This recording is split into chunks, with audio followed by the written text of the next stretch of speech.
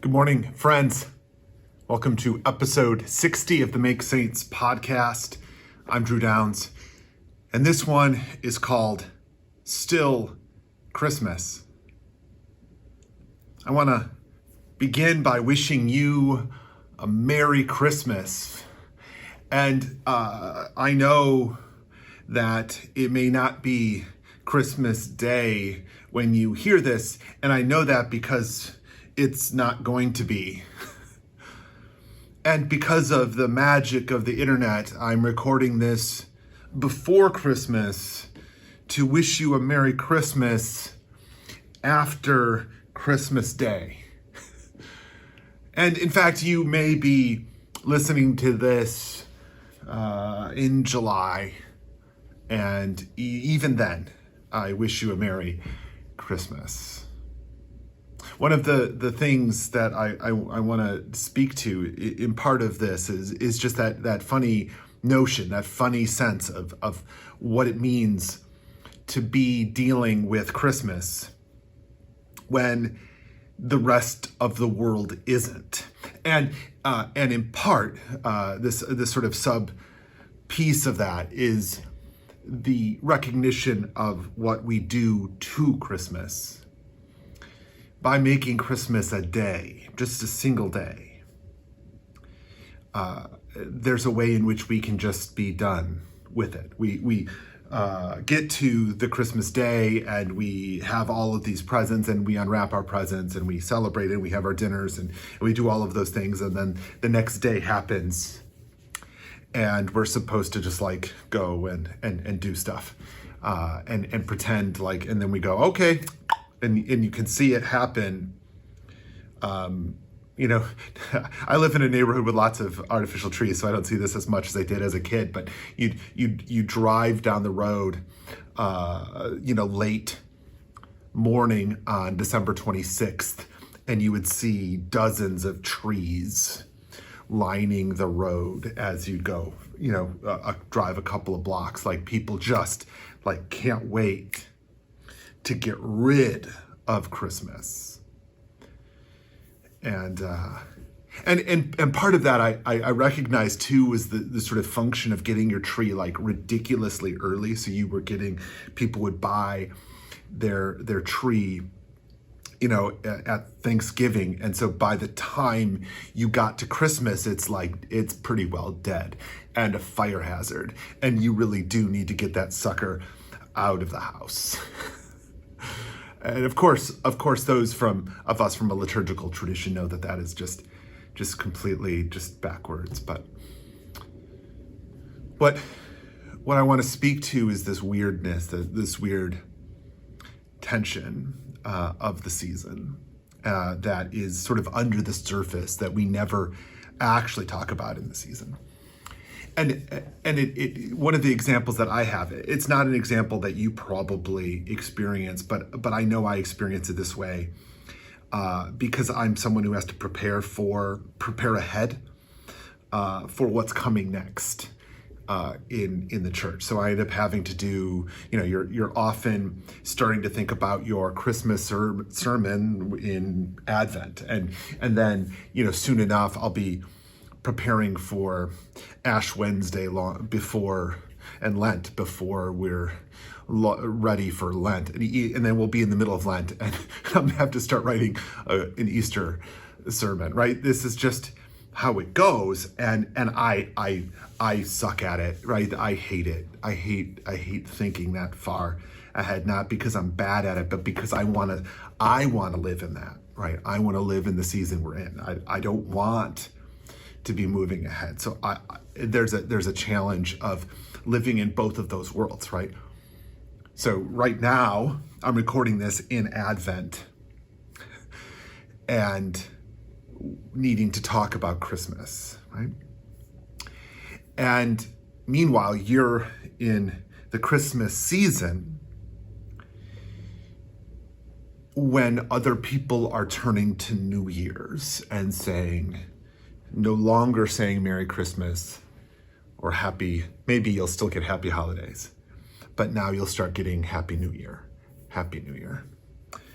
And I used to be a jerk about it. I used to keep going. I used to talk about saying Merry Christmas all the way up through January 5th. And I was very distinct, and I try really hard to just sneak that in there. Yep, Merry Christmas. Whether they understood or not, it was my countercultural attempt to reclaim it, and I don't do that anymore. But there's something then about living a Christmas life when everyone else is trying to ditch it because they see it as over. And that sensation, which can't be solved by trying to force other people to say Merry Christmas, it's carrying your banner in a different way, I think, and I think it needs to happen long before that moment. It has to happen over time, and it has to happen in conversations over coffee, and it has to happen with families and with neighbors, and encouraging one another to keep that Christmas thing going past the day. That we're not actually talking just about a moment. We're talking about the moment when things change, and we are to be changed by that moment. So there isn't a going back to normalness to this. There is a being changed and living this new way. And in that spirit, going into this Christmas season and walking through the Christmas season with this sensation of being a little bit different than you were, and that the world is a little bit different than it was. And it gives us this opportunity, right, to keep reflecting on who we're becoming and where we are going, and ultimately what newness can come from this. There's a way of continuing. It's not about the persuasion of others entirely. There's a kind of building up of what the platform is, that we actually would be persuading others to join, and that sort of platform really is, that the empires are destroyed. To use Mary and Elizabeth's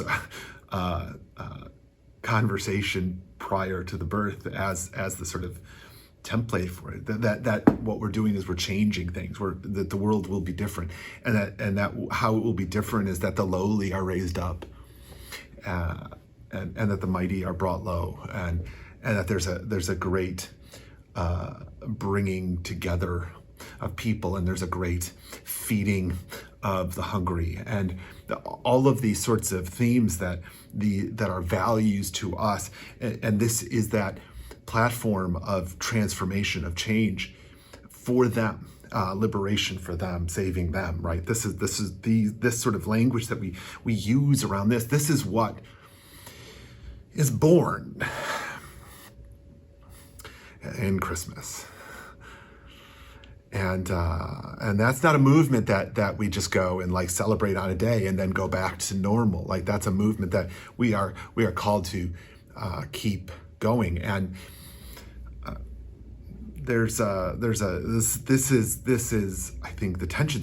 So I'm wondering, as I'm walking through this myself, as I'm preparing to walk through this myself, and then as I will be walking through this, I hope that your walk during this time is fruitful, and that you're able to see the way things are changing and the way things could be, what new things are being born because of this. And there's such opportunity and inspiration in that study and that work and that looking and that observing in our neighborhoods. There's such beauty to this, and that we are called to it.